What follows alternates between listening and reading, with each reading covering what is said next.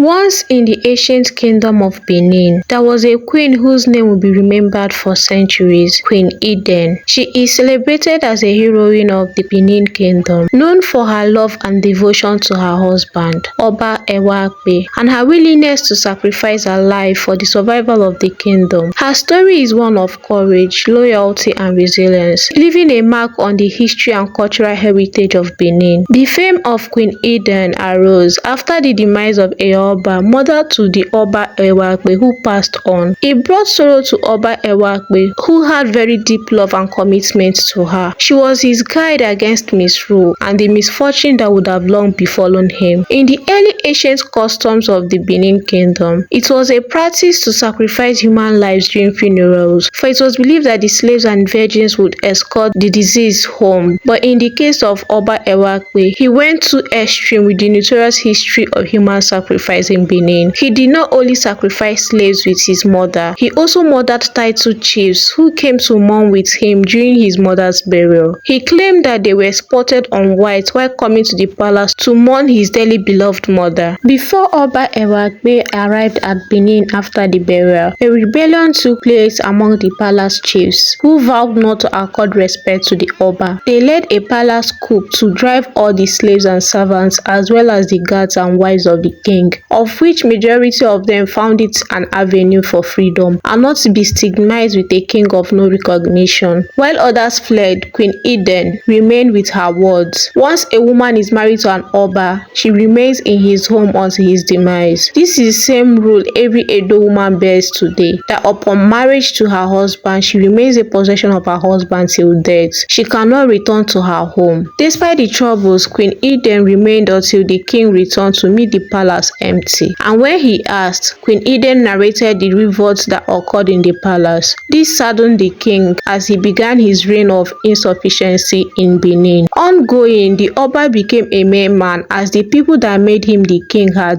rejected his lordship. They refused him food, clothing, homage, labor, and to pay taxes. He suffered from so much humiliation and rejection. He then asked Queen Iden to also join the other women and leave him to die alone in the palace, since he can no longer provide for her. She bluntly refused and rejected the offer, as she chose to suffer with the Oba and continue to love him forever. Though persuaded to move on with her life, she refused to leave the Oba in a miserable state. Queen Iden took the wrapper she had and went to the market and sold them for 7 cowries. With the money, she brought a diviner to the palace. Oba Ewakbe asked the oracle what he must do to bring an end to this rejection of his rule by his people. The oracle told Oba to stage a make-believe scenario, which would suggest that the rejection of his rule by the people has been called off, and that the people already resumed their royal and obligatory services to the Oba. But what would make the plan work was the sacrifice of a human being. The instruction given by the oracle was that the sacrifice must not pass the 12th midnight.